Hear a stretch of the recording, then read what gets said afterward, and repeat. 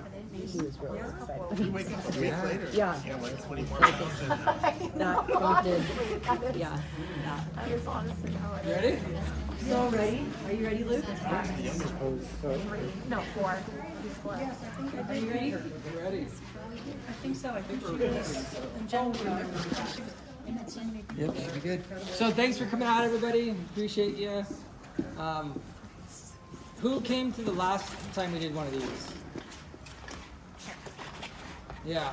So we just kind of wanted to have another like recap, and this time do a little bit more informal and just kind of have more of the Q&A. I don't know if you guys know, but it's kind of a big deal, like what Luke did.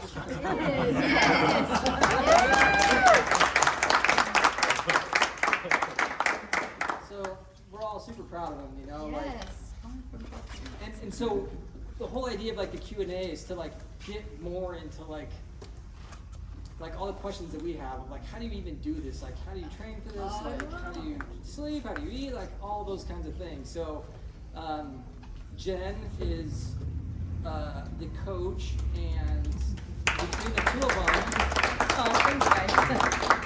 they've somehow figured out how to like do the inhuman, right? And so I'm just gonna let Jen we had questions come in on the internet, we had other people put in questions, I put a bunch of questions in there. And so if you're cool with it, I think we're just gonna kind of go down there and then we'll kind of take questions from all of you guys. Feel free to like raise a hand anytime throughout. We're just gonna kind of keep this super mellow. So yeah, Jen. Yeah, and go refill on drinks and snacks over there, obviously, at any time. It's all calorie free, gluten free. Yeah, it doesn't count when we're talking about When you're in the bike shop, it's all good to go.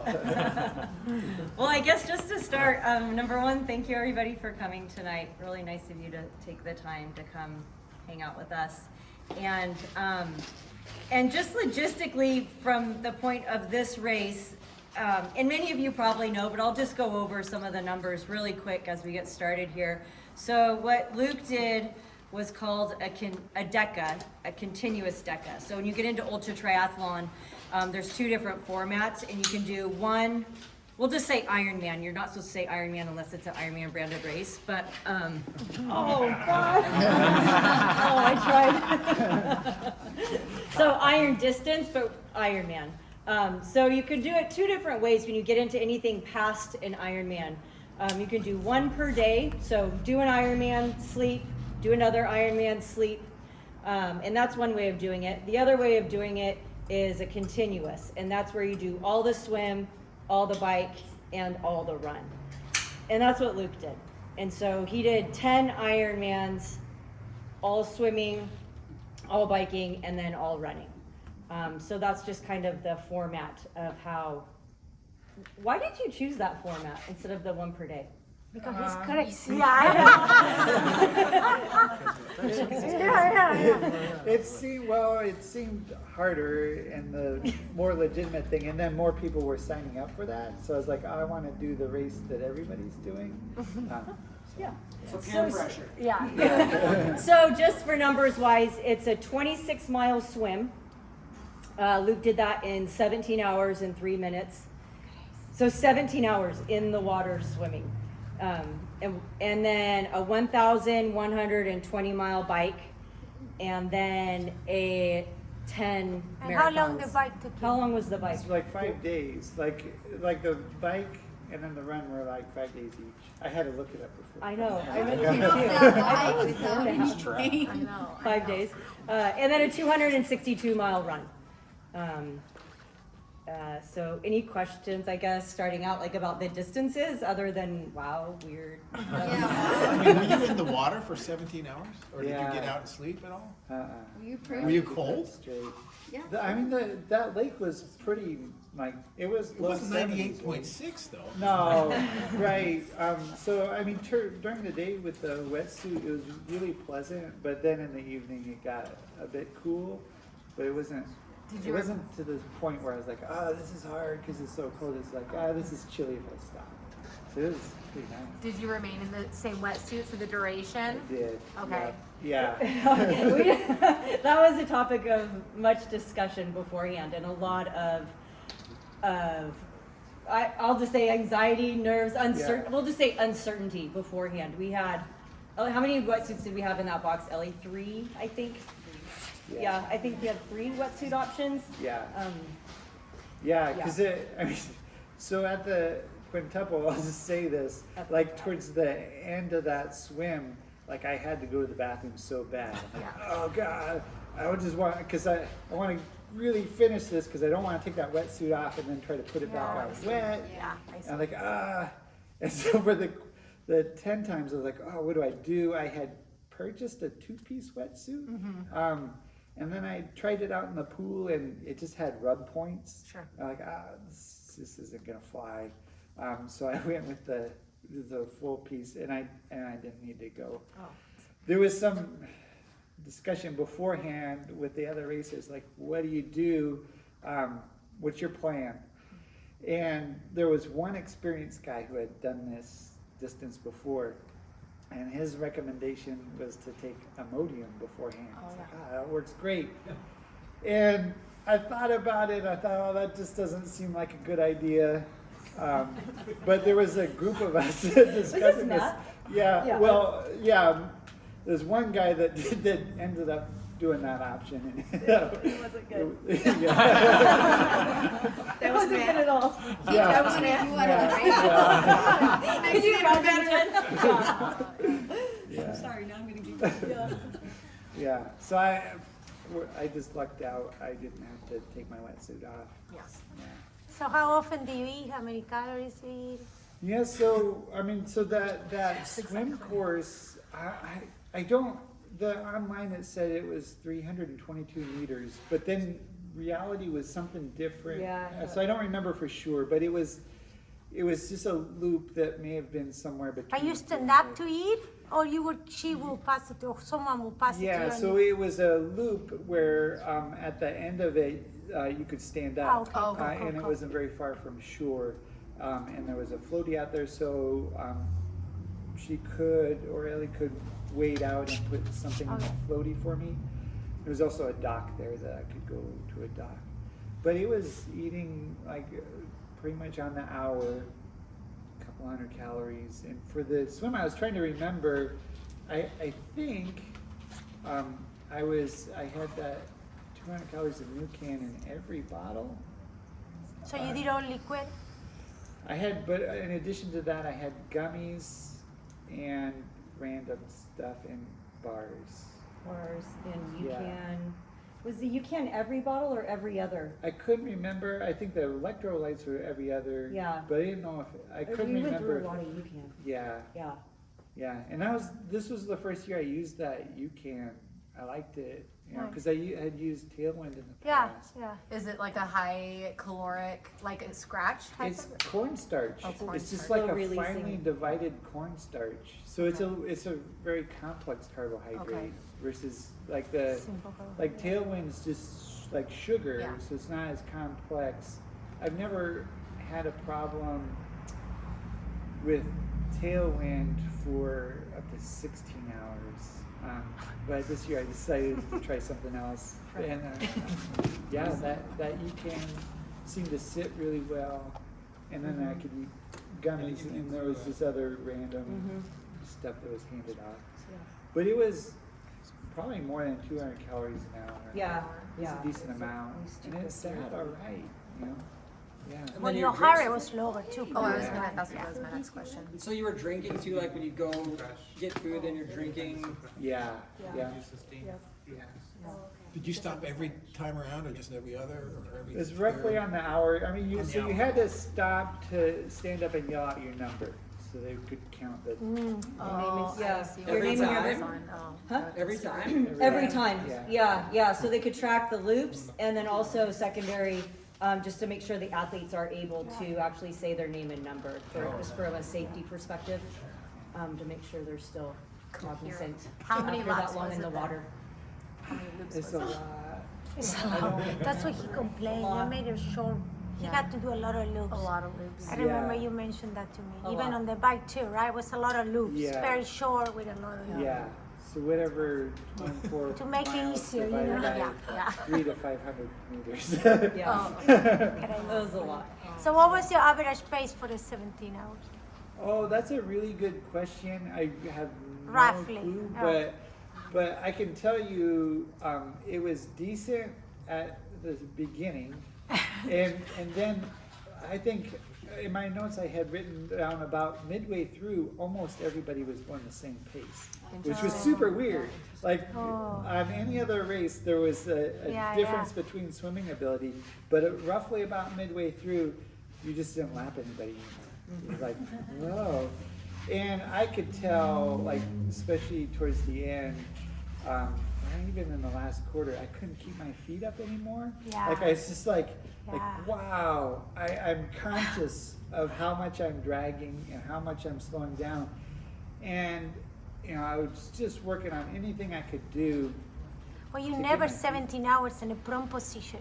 Yeah. In any yeah, other place in your life, you know? Yeah, Yeah. but usually if I recognize it, I can relax in a way, and then I'm good. But I really struggled to relax Yeah. enough to get my feet up, and because you swimming with the buoy, Uh-huh. you can feel it, and then all of a sudden, I'm not kicking a Yeah, buoy it's anymore. far away, Like, yeah. oh, geez. Wow. And I was like, wow, and so it felt slow, and I was aware my body position was bad, and I think a lot of it was just the neck movement and sighting, Oh, yeah. and just that was Oh, and your getting core, yeah. sore, and so my feet were going down, so that was easier maybe. That's all I could think of. I think it's just for the prone. Lori has a question. Yeah, Lori. Just knowing you can't train the way the race is. Yeah. So to prepare your muscles, did you do a tremendous amount of weightlifting, or how did you Yeah. train the muscles to go the distance, knowing that you certainly can't train it? Yeah, I did, and I think there's no way, I don't know that it mattered or didn't matter, but I did this year. I think like it kind of started mid last year, where I was recognizing some muscle imbalances in my legs, it was causing some knee issues, and then just through that recovery process, recognizing squats was just like instant relief for my knee. I was like, wow, okay, there must be something to this. And so kind of midway last year started to emphasize a bit more on the weightlifting, but we were still kind of like mid summer going into like quintuple, like didn't quite know how to handle it. And then this year was a bit more of a, okay, this is going to be a thing. And we decided, okay, I'm going to have 2 weightlifting days a week, and that was it. And for whatever reason this year, that volume, I responded better, even in high volume training, than I had ever responded to weightlifting before. So it was really strange. I've gone through times where I did more weightlifting, but didn't build as much strength. But for some reason, that sequence we got into built a lot of strength, and that was just kind of a notion, like you say, okay, let's build some muscle, and maybe this might help. Yeah. But it's so challenging. It's amazing that he was able to do that while training at the volumes he was training at for this endurance race. Yeah. The strength was an hour and a half, that's a long time to strength train twice a week. Yeah. Was it light weights, many reps, or heavy weight, less reps? Heavier. Generally aiming between 8 to 10 reps with 2 left in the tank. So like a RPE of 8. So that was kind of the general notion. And just kind of following somewhat of a powerlifting protocol, which is really weird, right? So this is kind of my newly formed opinion on strength training when it tracks when you get into these ultra distance is your swimming that training starts to look less like a triathlete training. It looks more like a swimmer's training. Biking starts to look more like a long distance cyclist training. been a triathlete training, same with running. And then weightlifting, I thought, oh, we better apply that same principle. That's weight trained like a strength athlete and get away from the specificity, because at those distances, I think the performance returns are not quite as well, they're not quite there. You're not pushing super hard. These aren't sprints. It's really low intensity stuff. So just to build muscle was kind of the approach. So that was, it was heavy-ish weights with that notion of,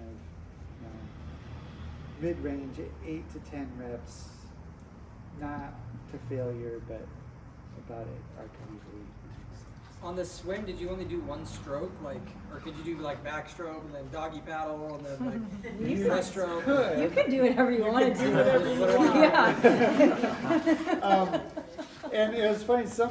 I forgot somebody oh, you should do some backstroke. I don't do backstroke very well. There's no other stroke options. Doggy paddle is an option for me, but it's kind of Take you a long time. So you just freestyle the whole time. Yeah. Do you breathe both ways? Yeah. I would get into underwater and out of water, or what do you mean? I mean, yeah. I can imagine this or one way might get too much. And there would be a sun pattern to it, right? So it's like in the morning you'd be looking away, the other way. But yeah, and it being a loop, so yeah, it was a whole routine to the whole thing. Which side you breathe, which side I breathe. How'd your shoulders feel? Oh, awful. Terrible. It was so bad. I think we're going to do some backstroke on Monday. There were some athletes that chose a little bit different approach than Luke did, and every 2.6 miles, so every Ironman distance swim, they would get out of the water, get out, walk up onto the beach, sit down, have a meal, for 20 minutes or so, and just reset, and did that over and over every 2.6 miles. Just a much different approach. Luke didn't do that though. I didn't know that was an option. Yeah. I absolutely did not give that option. What's next on? Everybody else is doing that. I know, I didn't think you knew. What other So questions? they were tired, but they weren't injured. Yeah, I mean, it's funny, the swimming felt okay, but then afterwards, just being able to move my arms was super hard, and just even trying to sleep that night, it hurt so bad. And even the next several days, it was a progressive ability to be able to put on a shirt. It was like at first, it was just like, I can get like this.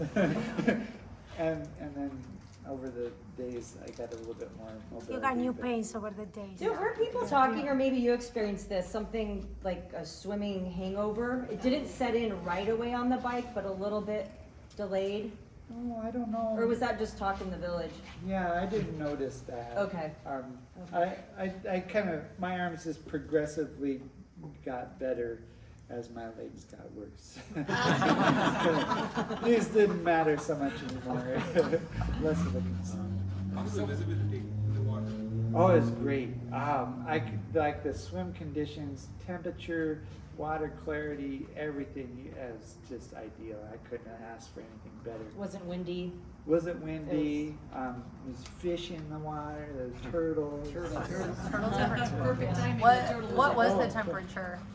It was, I want to say low 70s. Okay. Yeah. That's nice. 72-ish. Yeah. Cold enough so you don't overheat, but not so cold where your toes are going numb. Yeah. Maybe we should have gone and put black rocks as a line. Oh! The night before. Yeah. And then you turn to side just Yeah. So funny. So from the time you got out of the water, how long until you started? Did you sleep then after you got out of the water? Yeah. So I got out at midnight, and kind of I laid in bed for a while. It was 20 minutes or 4 6 hours. So our plan was to be in bed for 6 hours every night, and we would get into a routine, but the swim ended at midnight. So it was as soon as I got to bed, which took a while, 6 hours in bed, and then get up and go. But it was so bizarre, like my hands, like I peed probably every 30 minutes. And for the entire night, I think I lost about 8 pounds. Between, I weighed 8 pounds less the next morning than I did before I left for the trip there. It was just so bizarre how much water came out of me. That was really weird. So that was another reason. From the hydration or from being in the water? I think it's the density. I don't know. in your So bladder. it's You still have to swim, you always have to breathe. it's when you're in the water, just by buoyancy, the heart is expanded and Yeah. releases an enzyme, brain natriuretic peptide. Huh. It causes you to pee. Oh, really? But then you are drinking water all day, and the level takes time for it to come back to normal. So your Ah. body is in a mode of. Okay. That's why everybody pees in the pool. Thank you. Science, everybody. Normal. It was like your body was out of the water, but the levels took all day. Okay. Yeah. Oh, And I'm glad you got the sleep, otherwise it would have been on the bike. Yeah. And that's like 17 hours just floating. So I thought I had so much water or whatever, something's imbalanced, but yeah, that makes a lot of sense. 'Cause that was so weird. Your bladder's only so big, right? So Yeah. you think like. Right, you know, like, where's this water coming from? Legs like rattling. Yeah. So how was it going from the swim to get on the bike? How was that transition? It was all right. I mean, my arms were sore, but it was kind of nice not to be swimming. Riding bikes, great. So that transition wasn't. I don't remember. Which bike did you get on first? My time trial bike. So you're on the TT bike, so you could kind of rest and. Yeah, and neither really hurt my arms that much. I was okay to be in the time trial position, upright. That type of movement and stress wasn't too bad. Because you had a TT and a road bike. Yeah. And it turns out that there's just a huge difference in speed between So- those two. It surprises Some of me. us don't know what you're talking about. So a TT bike looks like this. Has the built-in aero bars. Oh, they're built in. Okay. So you can kind of just fall asleep, right? You can just kind of lean forward like that. But it's a much more aggressive position, right? Like your back angle and which muscles you're using while you're on the bike. And so that was probably part of the strategy of, glutes versus hamstrings versus. So you would switch back and forth? So then you would switch back to a bike that looked like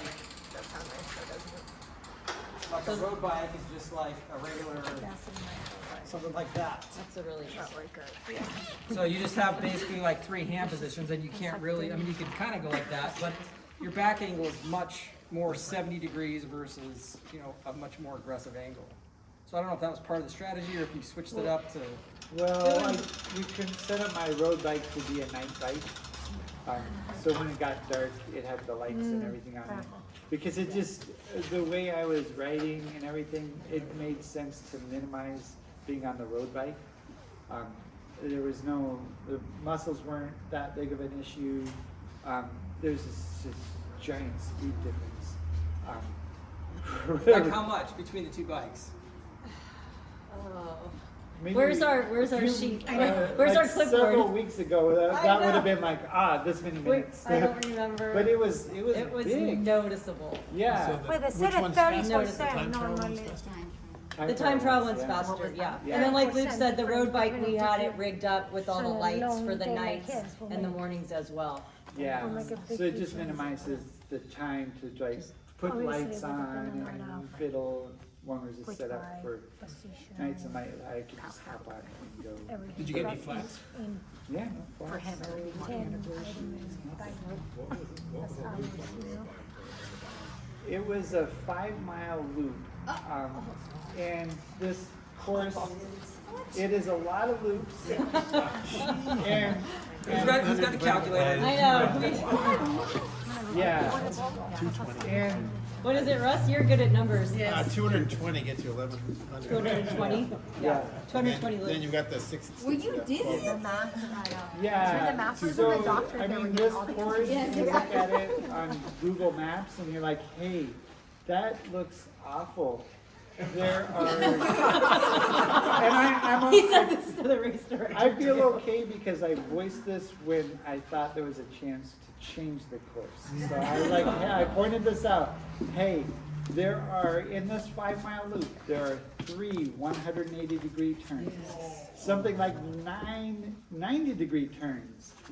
There are several left-hand turns across intersections you have to navigate.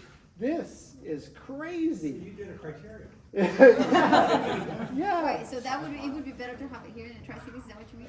Well, even there, you're like, I think there's better options. So even with there was a turn.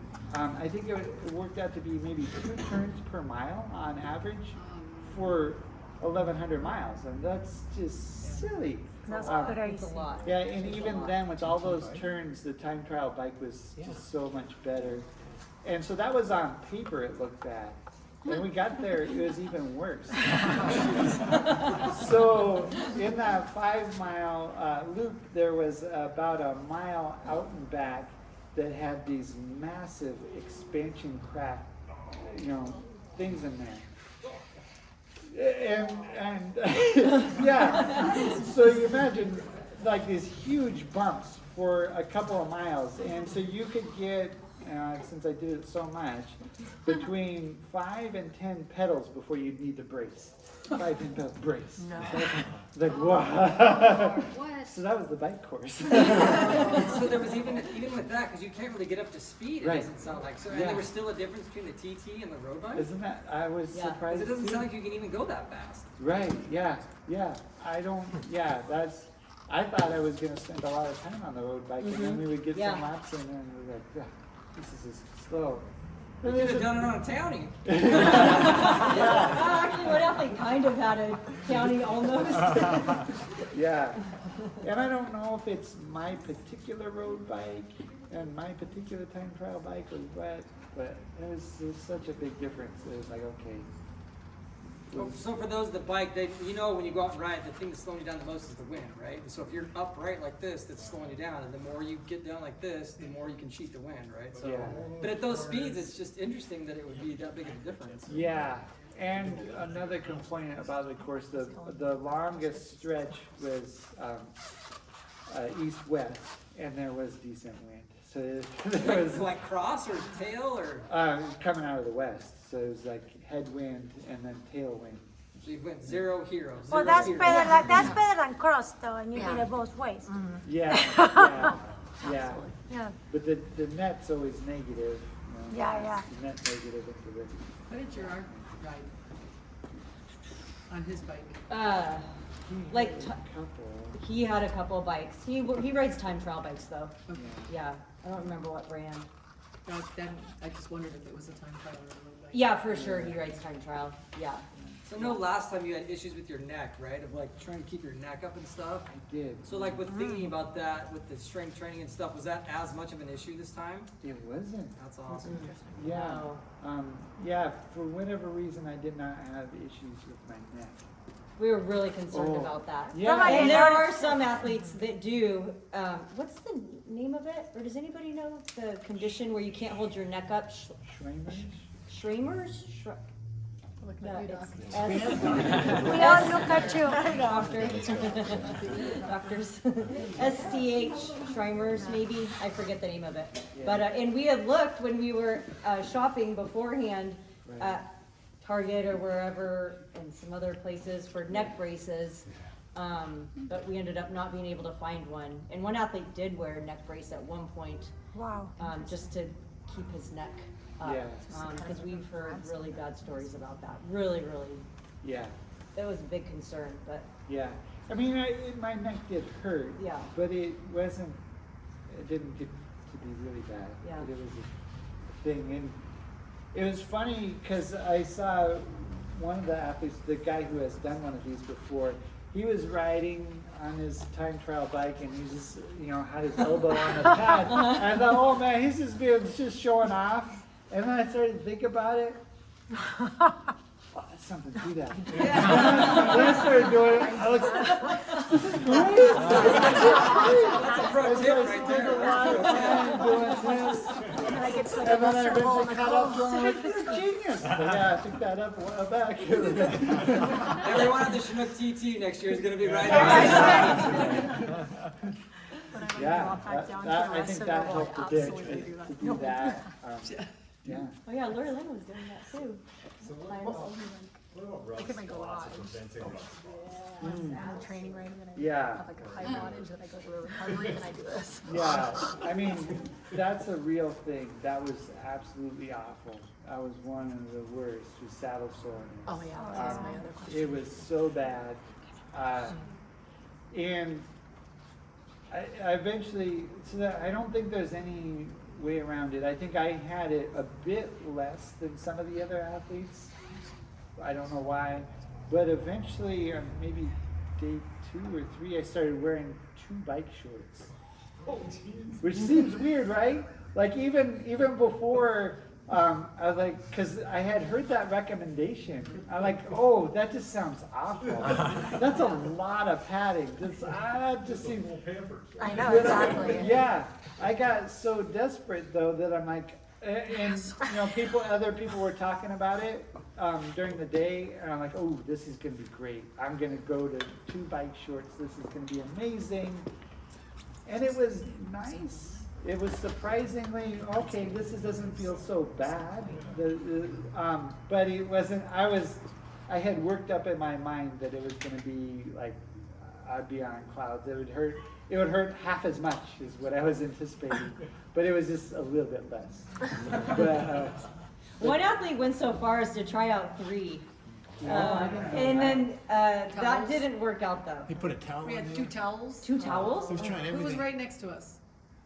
The one that had no. He was almost not going to make it, but he did Oh, make it. David, yeah. He did towels, yeah. He and did then, 2 towels. yeah, He did towels or he 3 did different- shorts, but the I think 3. he found somebody loaned him a bike too that helped him. Yeah. Yeah. So, It seems like that would start at a certain point. It's going to mess with the fit too. Yeah, So, the Right? Oh, Like good if point. you're opposite Yeah. higher, then it leads to You're like issues 2 down inches above the below. seat. Oh, good point. Right. One, just the rubbing between the I short. they don't feel anything else about Yeah. And you might be just dead from the waist down. Yeah, So how many totally. pairs of shorts did you go through? Were you changing like every 8 hours, put on a dry pair, or One a day. 1 a day. one a day? Yeah, well, Yeah, So 2. what days? Yeah. how many days were you? 12 hours? 5 days, he said. No, 7, 18 hours? 17, 18 hours a day. So you go 18 hours with the same pair of shorts and then switch. Yeah. And sleep and then Yeah. Yeah. Does Yeah. the chamois compress and expand? Did the what? Not for 17 hours. It just No, like compresses. the next day. Like say if you like does it? It depends on the chamois probably. But you had like, so you were on the bike for how many days? 5 days? 5 days. So you had Ouch. 5 different pairs of shorts? Yeah. Like you weren't, yeah. Right. yeah, different pair each Yep. day. Yeah, yeah. And we had people going and doing laundry. Yeah. Yeah. Yeah. Talking bag bomb, chamois butter, Yeah. Just chamois butter and shorts. Yeah. I mean, that was really it. Local anesthesia. Yeah, there was various things, but fortunately I didn't get sores. Other people had gotten sores. Yeah. You were just sore, you didn't have sores. Right. Yeah. Yeah. It hurt so bad. What was really interesting is after a couple of days and talking to the other athletes, we kind of figure out what was going on, which is really weird because you would think, okay, if you could get off the seat a little bit, you get a little bit of relief. You get off, that'd be great. That is like the absolute opposite of what helps. What seemed to help is if you just stayed down on the seat, and it seemed like that pressure was cutting off circulation. Oh, yeah. So that you didn't feel as much. So anytime you got off that seat, so And the blood went down. It's totally counterintuitive. So I mentioned those bumps, right? You would think, okay, get up off and use some cushion to get. No, it was squeeze down, stay on that seat, hit this bump, Oh It gosh, was just, hotel. yeah. Oh my It gosh. was absolutely awful. Wait, so did you like lose the feeling in your feet? I didn't. So my toes did go numb. And in fact, they remained numb up until maybe a couple weeks ago. Yeah. And I don't know why, but that seemed to be common among all the athletes. Like, even like talking to them weeks afterwards, they're like, yeah, I still can't feel my toes. Doctor? Yeah, that's what I'm looking over here. Yeah, Head down, it's you're really- sitting on it. Yeah. You're sitting on that. Remember I was telling you that when I came off the bike I couldn't walk? Yeah, yeah. It's the same as the nerve which you're rubbing again and again and again. Sciatic. The sciatic Ah. nerve. Oh, And on top of that you're just moving and pulling in. Ah.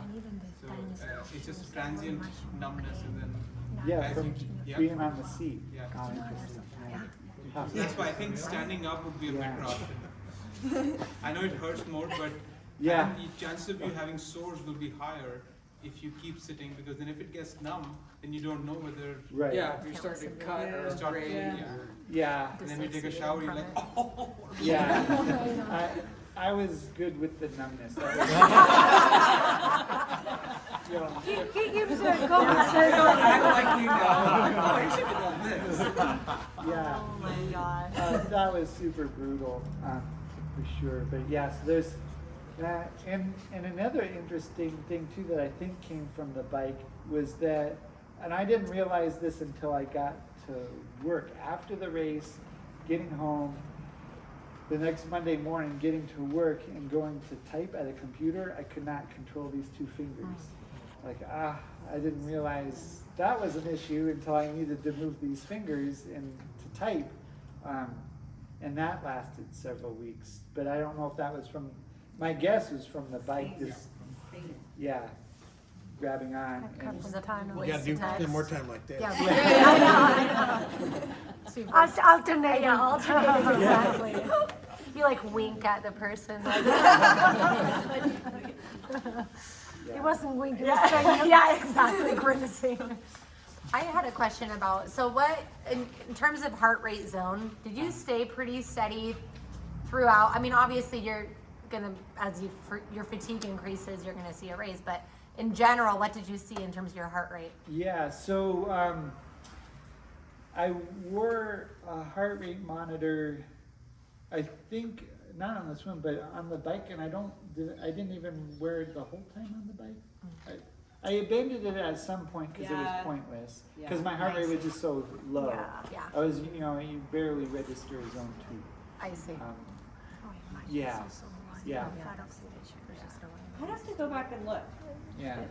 It was It long was enough both. I was getting a rash. Yeah. And then I recognized. And then it didn't matter. I It just- doesn't matter, because, Yeah. well, at that point, you're just so within your own body that you're just, Yeah, yeah. But the whole time, that's pretty much where you were. Swim zone 2, bike zone 2, run zone 2. Oh, Yeah, yeah, yep. yeah. Someone. Oh, yeah, Zone I one never or go two, over Yeah. Or high zone 1. Yeah, someone, yeah. And you could, but it wouldn't matter. yeah. Right. That was great for a minute. It was, yeah, because it's so hard to move. Yeah, it's hard to move fast enough to even get your heart rate Yeah. after a while. So you rode Yeah. 17 hours every day? 18 each day. 17, 18. Yeah. So you do it by the time was bedtime, by the time you want to leave, or had? Yeah, so we set a schedule, like, so swim day's funny because it was just gonna end. My hope was just to get it out of the way the first day. But then, starting all days in the air, we would end at 10 o'clock. That was just the time I was gonna end. And then try to get to bed, be in bed for 6 hours, and then whatever time that next day started, it would end at 10 o'clock. So that was the routine. We flirted a bit with abandoning it because running was getting hard, and there got to be was losing all hope. As like sleep isn't gonna matter anymore. As you can imagine, that my pace was variable from day to day. So there was some days where you could start and you say, "Oh, I've got X number of days left." And then you can get to the end of that day, and I was moving so slowly that at that pace projection, I have the same number of days left that I started in the morning, if not more. And so that was getting a little bit depressing. And so I was like, okay, if I'm just going to continually slow down, why don't we push these days more? Sleep isn't. But then we abandoned that and just like, no, let's go back. Do you use compression boots for blood return at night? Like once or twice? Yeah. Once or twice. Because then it just got to be, I was Everything like, was just so painful. Like one more thing to do? Or Yeah. Was, yeah, and then we'd cut into sleep time, and it just seemed like it's nothing. It's just like it just hurts. Yeah. Was there any relief, like you'd wake up in the morning after sleeping? Like, do you feel like that sleep had any effect? I'm sure it did, but the hardest thing was to stop every day, and I would just tighten up so much. So I could be, somewhat running a bit. And then when we ended the day, the walk back to the trailer was just I mean, it was like 100 yards. Terrible. I could barely get there. And then I walked to the shower. I could just how was I just running like 30 minutes ago? And then to get up in the morning and just be so tight, it just hurt. But that sleep absolutely mattered, and there was recovery going on. It just, first thing in the morning, I was not gearing to go yeah. So were you getting rubbed down every night too? Like, did you massage out your legs and none of that? Any ice baths? No. It was just trying to eat because we do a dinner to try to get calories in him as much as possible, pretty much, before he slept. And then, he's obviously eating all day as well, 300 to 400 calories an hour, which he tolerated really well, actually. Yeah. And then as big as a meal as possible before sleeping. But all the recovery modalities, would it have been great? Absolutely. But sleep was just Trumped so. all of it. Oh my gosh, yeah. It just was so crucial. And the other athletes that tried to skimp on it, it didn't turn out good. So, and everybody's going to be a little bit different as well. But really, and also, like Luke said, even just walking back to the RV and then walking to the showers and then walking back, that took way longer than at least I anticipated. I think way longer than we anticipated. Usually to wind down at night, it took 2 hours just to do something that we would all do right now in probably 20 minutes, or 15. Yeah. Because he was just in so much pain. Did you have to take any pain medicine? Yeah, did you medicate at all? No. Is that against the rules? It's not. No. Yeah, there were no. You said gummies. Not that kind of gummy though. You did mention gummies. Gummies, I'd be like heroin, No, there's an ultra marathoner who takes mushrooms on his ultra marathon. He's like, my leg, I don't even know whose legs they are. They're not See, tired. if you were whacked out of your brain, some of that stuff, you just been like, oh, okay. Right, yeah. How do you turn your brain off at night? Like after doing that for so many hours? How do you turn it off? Yeah, it wasn't too hard for this one. It wasn't bad. It was just nice not to be moving. And so whereas in the quintuple, that was a bit harder. It was weird because we were pushing longer hours and less sleep, and so there was these weird things that I would see, like trying to close my eyes in the quintuple. Maybe there was. I think I could shut down all right, but it was funny after the race, and I was sleeping in different hotel rooms, and I would get up and just have no idea where I was, and still in that race mode. So it was getting up was weird. It's okay, I gotta get moving, and not knowing where I was. It's I'm in the trailer. I don't remember where this is, where to go, and even at home, for days, I was still getting up in race mode, and just not knowing where I was. But yeah, shutting down seemed to be not that hard. Do you think because of the fatigue that it was just I think so. Yeah. Because it did progressively get harder and harder. I mean, even though I was in bed for 6 hours a night, it was starting to catch up with me on the run. I was getting super, super tired. Now, is 6 hours enough for you normally, or not? No. I mean, people have different amounts of opinions. Yeah, no, I would prefer 9, 10 hours. Did you have an alarm, or did Jen just whack on the door and say, throw water in your face? I didn't have an alarm. Yeah. I don't knock on the door. And even throughout the week and a half, the 11 days, like the start, I would, knock and wake up and, you'd hear like, okay. And then like by the end, it was like kind of, it wasn't even an audible word or words. It was just like noise. Like, Well, we talk about Luke shutting down. Could you shut down? Oh, it was difficult. Yeah. Yeah, I would usually go back, although, yeah, it took me at least about half an hour, 45 minutes.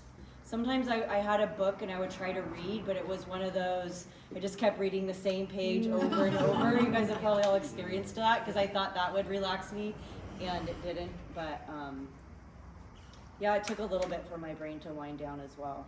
Yeah. Did you ride? Did you pace him on the bike at all, or Not I saw allowed. pictures. Not allowed. But the No, ride no you can? pacing on the bike. You can pace on the run. Yeah.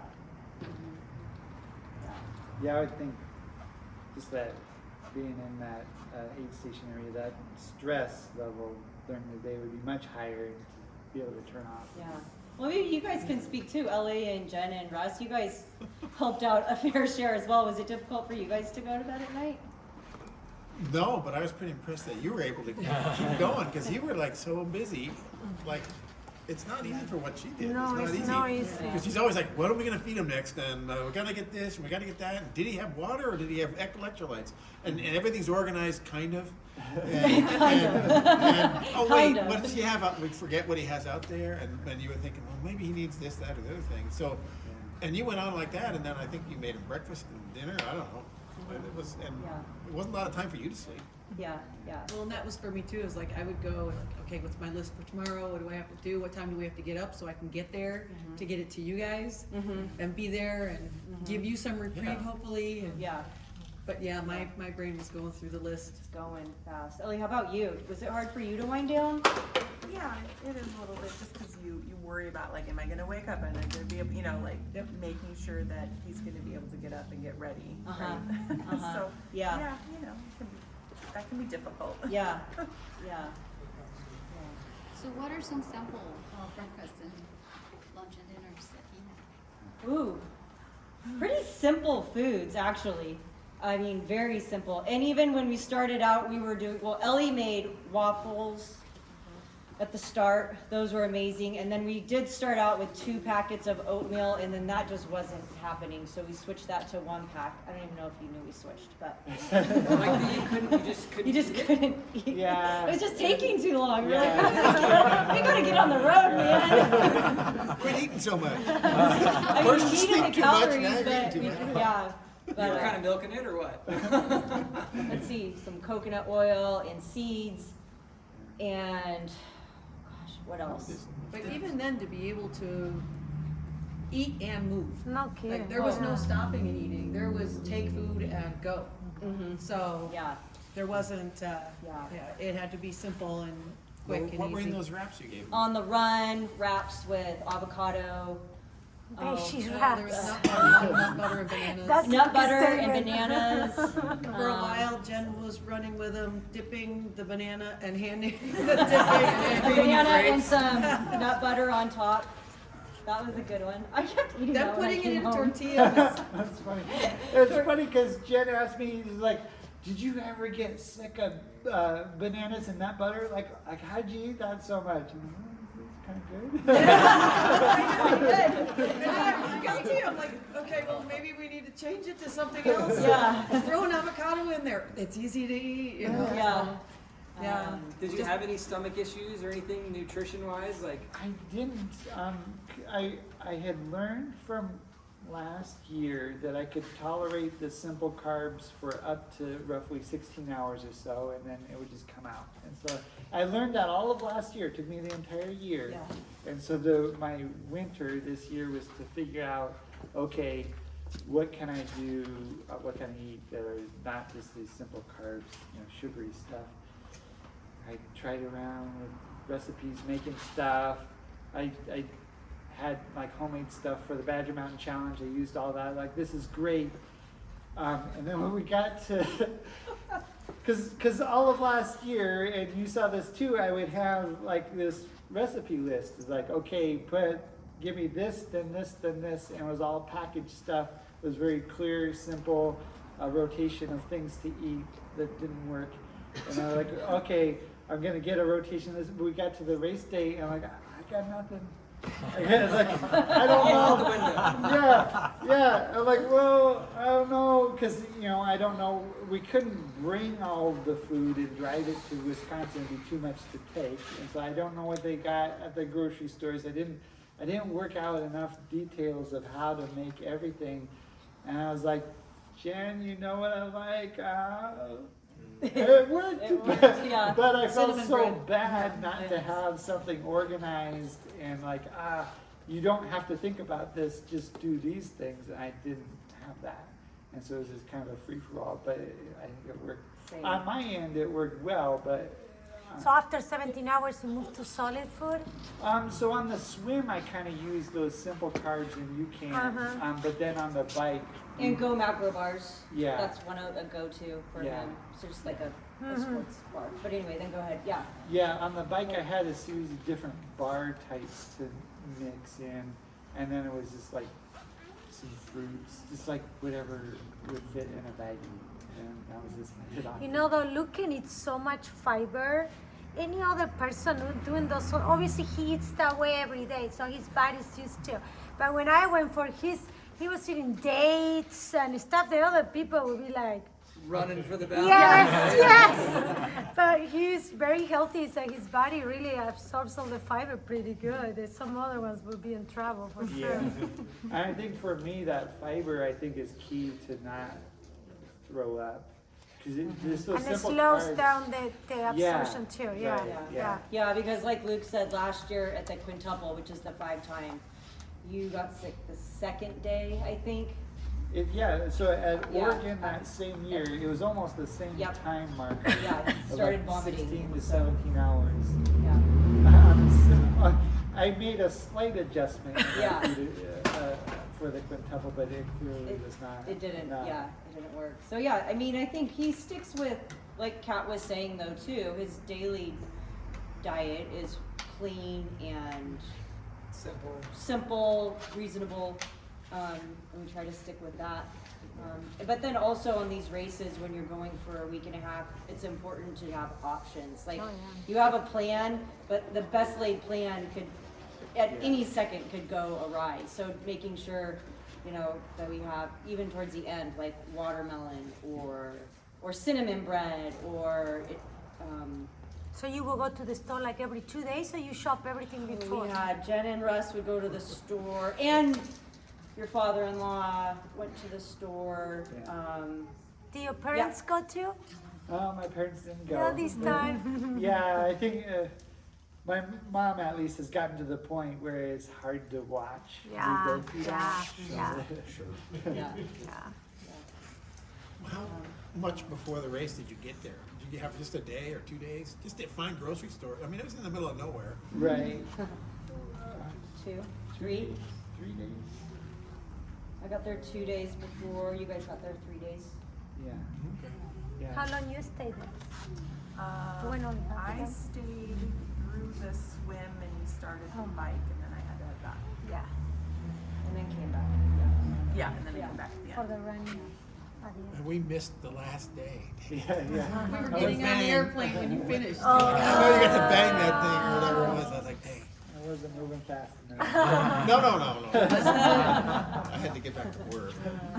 So I ran a little bit in high school, and Jen, my wife, runs more, and like after a couple months, she's like, I need a new pair of shoes, and I thought it was just a scam to like buy new shoes, but like running shoes only last like so many hundreds of miles, right? Like I didn't know that. I was just like, oh, you just whatever. So like, did you go through like multiple pairs of shoes?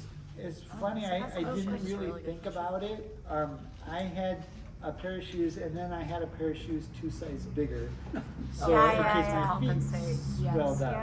And Oh, Shirley's calling for his call. Did we answer? FaceTime. Decline.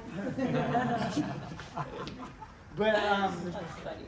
the shoes that I wear have about 3 millimeters of padding in them, and they're just a rubber. I mean, you can see. So you made Wait, that's what you ran in?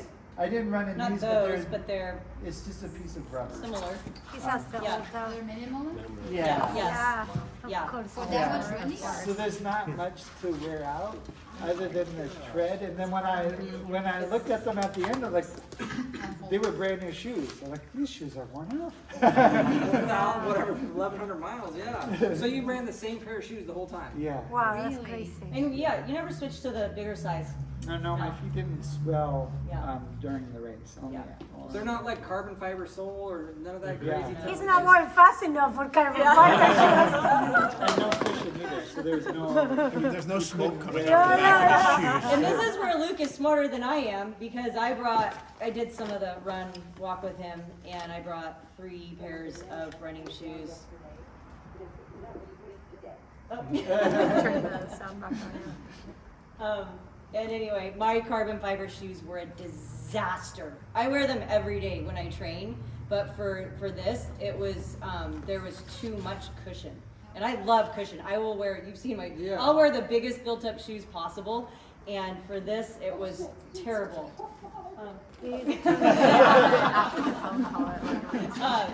And so I ended up wearing I mean, I didn't have anything like what Luke had, and I wasn't doing as much as he was, but I had to go through a few shoes and a lot of, Do you train in those too?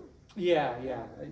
I mean, not these specific ones, but yeah, that's just what I wear. It just, Can you get on I just like a piece of rubber to keep the rocks from me. But if there's any hard support, if there's any padding, it just drives me nuts. Has anybody ran in those shoes? Has anybody else? Does anybody else do minimalist? I've had one pair like that of that No, same brand. no, ultra I've had one marathon pair like people that run those of that same brand. He's Yeah. starting You can look at her, D'Amico. Well, it's Oh no, Yeah, they're just zero shoes. I would survive. well, and so correct me if I'm wrong. Did it take some time when have you always been running in those? Okay, Yeah. so you didn't necessarily go through like the Achilles, like because I know that when you run, you switch to a 0 drop. It is hard on your Achilles tendon quite a bit. Yeah. So you were already kind of conditioned to that, Yeah, obviously, for years. And he has years really and nice years. run technique Yes, too, right? yeah. Yeah. But when you Yeah, so when I first started running, I started in these types of shoes, and so yeah, there was. Oh, you can see him right there. uh-huh. Yeah. So how much you ran before you start like walking most of it? So when the bike I ended kind of midday, and then that second half of that day felt really good. I was running a bit, and then the second day was absolutely horrible. Just like I could. And that was like your 6th day of racing, something like Yeah. that. Wow, Yeah. 7 days, something like that. Yeah. Wow. So I went into the first full day of running, and I had to use sticks just to walk. It hurt so bad, and so that. What did it hurt you? Yeah, Your what hurt? feet or your So everything? it started with the swim, where I got towards the end of the swim, my calves were cramping. Yeah. Just like pointing my toes. Yeah. And then on the first day of the bike, my calves were so sore, just like, oh my gosh, from just cramping up on the swim. And then that transitioned to shin splints. 'Cause I think it must have been on the second day. I was like, Jen, my shins, they just hurt so bad. It's like, well, probably because your calves are so tight, you're not dropping your heels. Totally, yeah. And even in the following days being conscious of that, I just couldn't.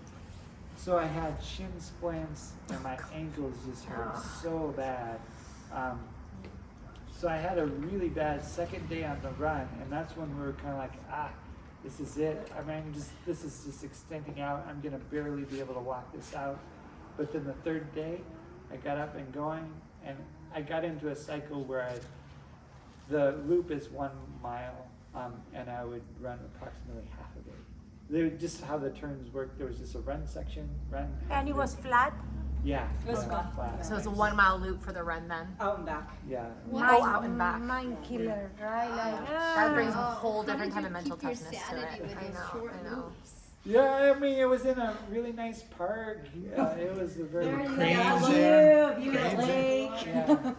Huey, Dewey, and Louie were there. That's insane. Lots of sandhill cranes. I was gonna say, is that what I was just gonna ask for the sandals? Okay, that's awesome. They're all Did you have you been hearing them? I know. Yeah. Yeah, I love that. So did everybody finish who started it? I mean, imagine it's a big dropout, right? Surprisingly not. The attrition rate on these races is not as high as you would think it would be. Yeah. That being said, there were 2 in the continuous. One was a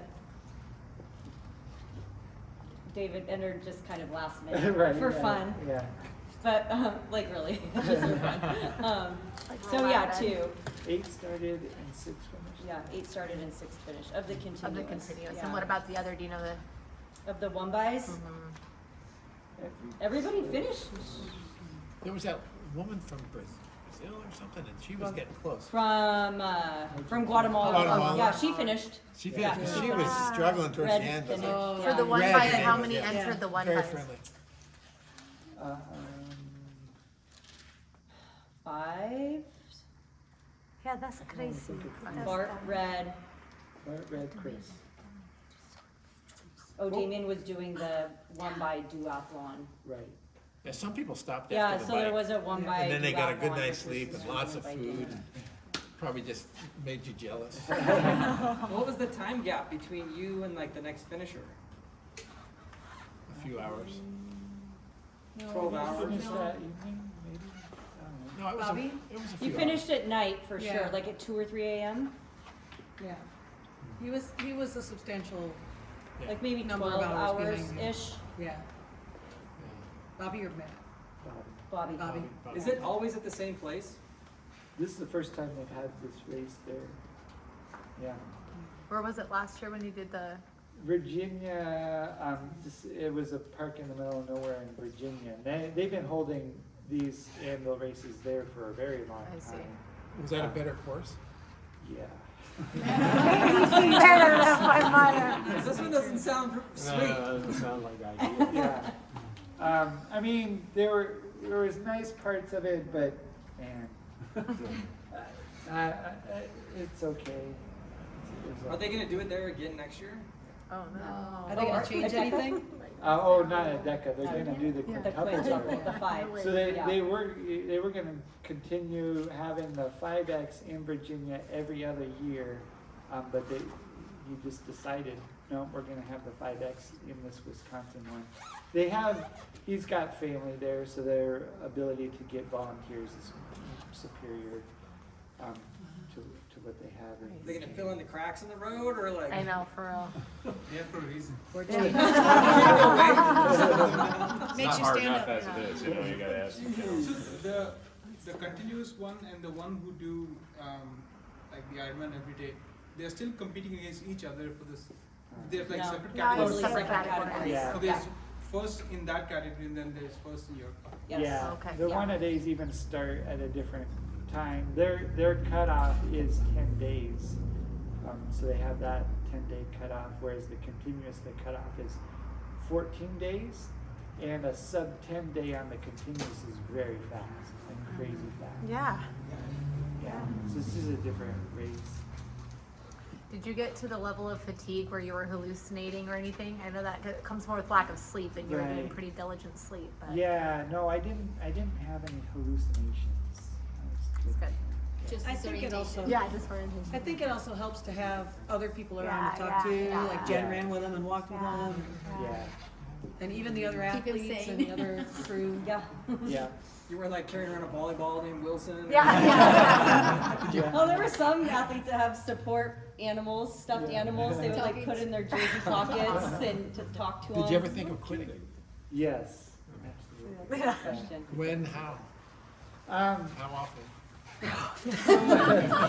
The entire run. So like the mental aspect, I think there was like kind of 3 different like crucial mental games that happened through the race. The first one was on the bike, when the pain, the saddle sore, the shins were hurting so bad, that eventually I got into this mindset where I started to refer to this as the bike life, and this thing's happening in the bike life. And so in my mind, I got set into, over the course of the 5 days, it's like, this is my life. This is what I get up and this is what I do. It hurts really bad, but I got into it. Yeah, and I was like, oh, this is just what this day is going to be. And I got so settled into that bike life that the transition was emotionally very difficult for me. Wow. Yeah. And I didn't, another racer referred to this at the end of, he felt like he had a Stockholm syndrome. I'm like, that's exactly what it was. I got into the acceptance of this was my life, and then it was done, and I was like, like I'm glad to be done. It's amazing I made that, was able to do that distance, but man, But I'll miss it. this is the life that I know, and it was emotionally Now I have to very leave it, difficult. yeah. Now I got to figure out this run life, and then we got into the run life. And then, like I had a good, that first partial day, and then a really bad second day, where it's like, oh my God, I've got, many more days left, and the end date keeps on stretching out days and days, and things just hurt so bad. I wanted to just complain. I wanted to verbally just like, this hurts, that hurts. And there was a point, and I don't remember what day it was, but I think I said, I've got to change my mindset, or something along those lines. Like, I got to do this. And I may have gotten really quiet. I don't remember. You were like, and I was like, I'm working on changing my mindset. I got to change my mindset. And it took a little while, but it was at that point where like, as I'm walking, as I'm complaining, I know exactly how to end all of this. I can just quit. I feel much better. Like this, I may not even make it to the end of this, and this seems to just be going down, down, down, down. And I was just in such a negative mindset of wanting to talk about everything that was bad, everything that hurt. And so that was definitely a point where I either need to switch my mindset, or I'm gonna be done. This is just it. And so I struggled a bit, and then eventually came around and like was forcefully in a positive mindset, and just had to talk about all positive things. So that was one point where I got through that. That was an interesting exercise, because I have never I've done hard races before, but never gotten to a point where it was that mentally challenging. It's like, oh, this is a low. And that my mental mindset was going to be make or break. I had to figure it out then, otherwise I was done. So that was the second kind of mental shift that happened. And then I was able to get to a point where I started to do some escapism. And I think you guys witnessed some of that, where I once I was like, okay, I'm going to stop talking about everything that's bad, and then I could focus on, what a positive opportunity this was. I've been able to get to this point in a race, and how fortunate I am to be here, to be able to see how much farther I can go. So that was a switch, and that got to me to the point where I could start, mentally escaping a bit, and it started with your question. I was gonna ask you Yeah, that. yeah. If you could have an airline ticket anywhere, where would you go? And this is like, she doesn't want it. You could just plug your ears in. Oh my God, we talked about this for like 6 hours. I'm sorry. That's a good thing. So Jen asked me if you could have an airline ticket to go anywhere, where would you go? And I didn't have an answer. At least not at that hour or the next few hours as I thought about it. And then I asked Jen the same question, and then she's like, well, you got to pick a place. And I said, Australia. And and she says, well, that's cool, but that's a continent. You got to pick a place in Australia. I'm like, I don't know. I don't know anything about Australia, but I'm sure it's a great place. I go, Perth. I want to go to Perth, Australia. I couldn't even point at the time where it was. But this is where I want to go. And then I just started talking about how great Perth was. So now we're full Narnia. On and on and on. Oh, and it must have a cafe culture. Because he likes coffee. It's one of the top 10 cities in the world. You asked us to look at the top 10 places to I live. was getting asked to look up facts about Perth because I was convinced in my head that I had heard someplace. I was convinced that it was one of the top 10 places in the world to live. I don't know why or what. It's like, Russ, I gotta tell these people how great Perth is. Give me something. He's like, oh man. Perth is hot and sticky. Full of mosquitoes. I know, exactly. So this went on for days. And I was like, man, I like had all these plans. And then after a while, I was so convinced that this is where I was going after the race that it started, reality was sinking in. Like, I'm really not going to Perth. And I got kind of depressed after that. But by that time, it was the end of the race was in sight. That I was like, okay, it's gonna be okay. I'm going home, not That would pick me up. But those were kind of like the three big mental games that I had played. You know, Stockholm Syndrome, just like switching to like focus on the positive. Don't deny that things hurt. Things hurt, but what an opportunity it is to experience this, see where it goes, and just play it out. And that got me to a point where I could escape reality a bit, and that got me to the end. Thanks. So how do you feel when you finish? What the finish line meant? Oh, it was. You were present enough to like. Yeah. I mean, it was great. I mean, Did you enjoy the finish line? Oh yeah. I mean, it's funny because like the hurt and the ability to move would come and go in waves, and by the end I was moving okay. From what I remember. Did you sprint through the finish line? Yeah. No, I didn't. Did you raise your hand? Backhand. Did they have a ribbon for you to run They through? did. Yeah. They did. And I've never gone through That's a so finish cool. line where there was a ribbon, so I didn't even know what to do. I was just gonna like break the ribbon. And, Scissor flip. I'm not the and it's like this big, like solid banner thing, and Maddie holding it. She's just grab it. I'm like, oh, okay. So do you get to hear music at all during the race or no? I did. They did allow me to wear headphones on the run. So, you know, when I didn't have company, I would have headphones in and listen to music. Which was helpful. Was Jen able to coach you throughout the race or no? Yeah. It's constructed in such a way that you pass through this aid station there where you're crewing like so frequently, and that she could come out on the run. Oh, okay, but not on the phones here?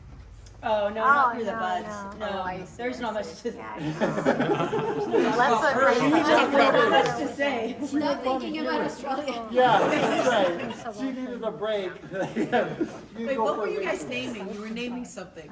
Not the turtles, The snake? the snakes. Yeah. The Snakes. snakes. Yeah, The cranes. You had names for the snakes, I remember that. yeah. Yeah, we played a snake name guessing game for an hour or two. Yeah, yeah. You know where they have Crosstalk chemistry. snakes is Perth, Australia. And box jellyfish. I mean, I think a lot of people can relate to that. Obviously, none of us have suffered like that, but to some degree. So it's Yeah. interesting that these little mind games that you play to like get out of your own way, because obviously you suffered in body a lot, Yeah. right? But it was your brain that like kept you Yeah. going. Like that's the Yeah. only thing that was going to shut you down. It wasn't like your shin splints or your saddle sores or whatever. Right. So when I think about like going on like a 2-hour ride or 3-hour ride or 4-hour ride or whatever, and you get to that point where you're like suffering or whatever, Yeah. and a lot of us think, oh, I'm just gonna turn around and go home, or I just want to be done with this thing or whatever it is. Yeah. That it's that mental fortitude that allows you to kind of push through, and whether it's talking about snakes or Australia or whatever, there's like this trick that we can do, Yeah. right? So maybe next time we're all out training, we can kind of think about the snake or think about Perth and just kind of push through that. Right. Yeah. Yeah. The different types of mental games to play, and I had never been challenged that much mentally before.